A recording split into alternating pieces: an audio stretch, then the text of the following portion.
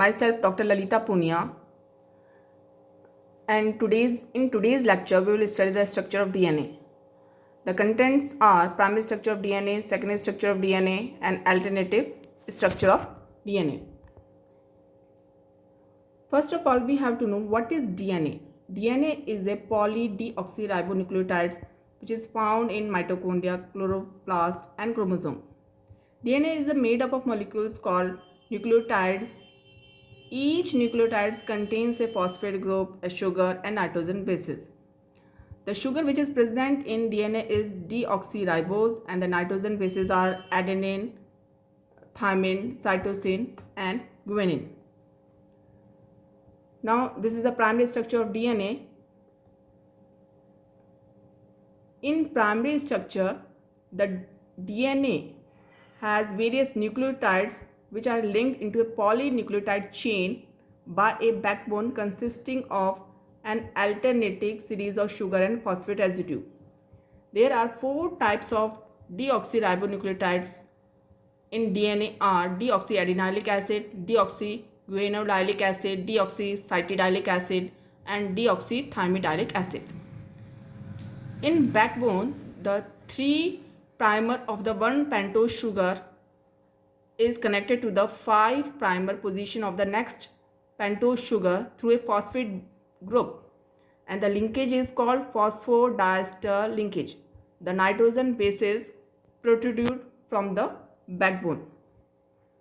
This description can be seen in this diagram, in which there is a backbone which consists sugar and phosphate, and outside the backbone there are bases which may be purine and pyrimidine. Now we study secondary structure of DNA. For this, Watson and Crick scientists propose a model known as double-stranded helix. This model was based on Chargaff's equivalence rule. This rule says that the ratio of purine to pyrimidine is always 1, where adenine is equal to thymine and guanine is equal to cytosine. Some silent features of this model are as follows. Number 1, DNA molecule is a double-stranded helix in which 2 polynucleotide chains are spirally coiled around the central axis in a right-handed manner. Point to be noted, that right-handed manner. This is a diagram of secondary structure of DNA in which 2 polynucleotide chains are spirally coiled. There are 2 polynucleotide chain. One runs from 5' to 3', another runs from 3' to 5'. That means these are anti-parallel to each other. And these polynucleotide chains are joined by nitrogen bases which are in pairs, in which adenine is linked with thymine and cytosine is linked by guanine. Adenine is linked with thymine through double hydrogen bond, and guanine is linked with cytosine through 3 hydrogen bonds. The DNA molecules make a complete turn around its axis after every 34 angstrom and has 20 angstrom diameter.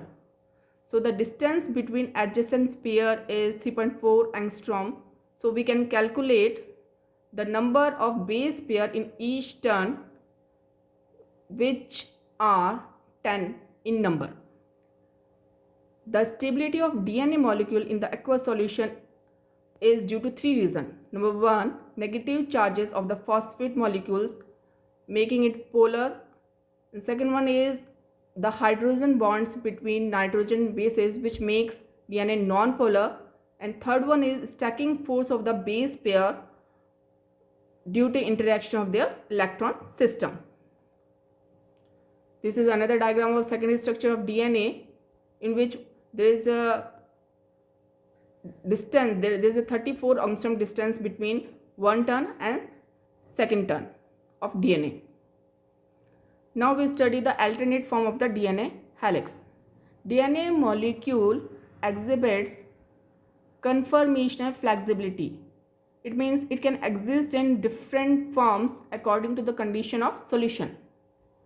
There are three forms of DNA which are A, B and Z. First, we study the B form of the DNA. It represents the general structure of DNA as proposed by Watson and Crick. As I discussed earlier, Watson and Crick model, and this form exists at low ionic strength and 92% relative humidity in the solution. Now A form.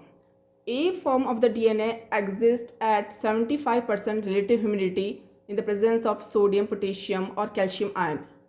It is very close to double standard DNA, but in which one strand is of DNA and another strand of RNA.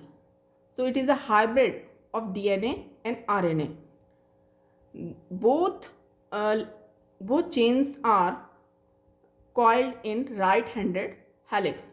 So A form and B forms both are right-handed helix.